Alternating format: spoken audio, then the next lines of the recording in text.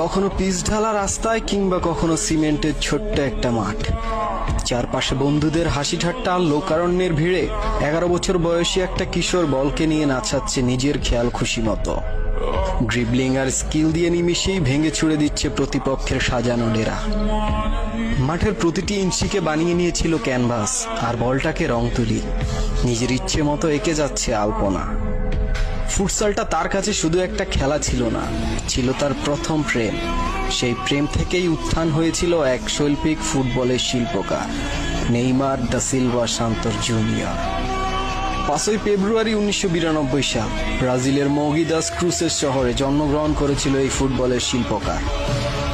অভাবের সংসার, চারপাশে নিথর পরিবেশ আর দুর্বিষহ জীবন, সবকিছু একপাশে রেখে ছেলের ইচ্ছা আর বাবার স্বপ্ন নিয়ে ছুটে যেতেন শহরের এক প্রান্ত থেকে অপর প্রান্তে। এভাবেই একদিন ব্রাজিলের বিখ্যাত স্কাউট